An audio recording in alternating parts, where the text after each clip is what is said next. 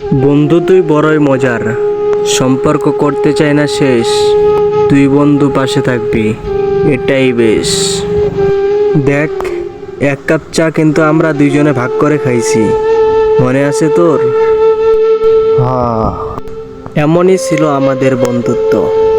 আজকে আমার কাছে টাকা আছে, তোর কাছে টাকা নাই, আমি তোর পকেট খরচ চালাবো। তারপরের দিন তোর কাছে টাকা থাকবে, আমার কাছে টাকা থাকবে না, তুই আমার পকেট খরচ চালাবি। এরকমই ছিল আমাদের বন্ধুত্ব। কি সুন্দর ছিল আমাদের বন্ধুত্ব। এখনো কিছু ছেলেগুলা ভাবে তাদের মতো বন্ধুত্ব করতে পারলাম না আজও, এটাই বড় কষ্টের। দেখ বন্ধু, তোর আমার বন্ধুত্বের মধ্যে কোনো স্বার্থ ছিল না। তুই আমার পিছনে পিছনে ঘুরতি, আমি তোর পিছনে পিছনে ঘুরতাম। জানি না কিছুদিন পরে কি হয়ে গেল, মাঝখানে একটা বন্ধু অ্যাড হলো, সেখান থেকে আমাদের বন্ধুত্ব শেষ হয়ে গেল। তাই বলছি ভাই, জীবনে বড় হও, বন্ধুত্ব করো, এমন বন্ধু করবে যে আপনার সাথে সারা জীবন থেকে যাবে। তাই বলছি ভাই, নতুন বন্ধু করিও না, তোমার পুরনো বন্ধুগুলাই বেস্ট।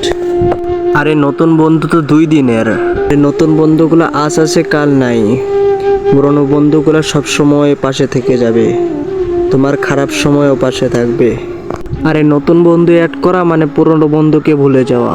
আমি চাই না আমার পুরনো বন্ধুকে আমি ভুলে যাই, আমি চাই ওরা আমার সাথে সারা জীবন থেকে যাক। আমি চাই আমার শেষ নিঃশ্বাস পর্যন্ত সে আমার পাশে থেকে যাক। কি থাকবি না বন্ধু? আমিও তোর শেষ নিঃশ্বাস পর্যন্ত পাশে থাকবো। আরে বন্ধু তো সেই মারা গেলে বন্ধুর কবরে যেয়ে কবর জিয়ারত করবি, বন্ধুর কবরের পাশে যেয়ে কান্নাকাটি করবি। বন্ধু তো সেই মৃত্যুর পরে যে আপনাকে সব সময় মনে রাখবে, সে ভাববে যে বন্ধু আমার কাছে এখনো আছে।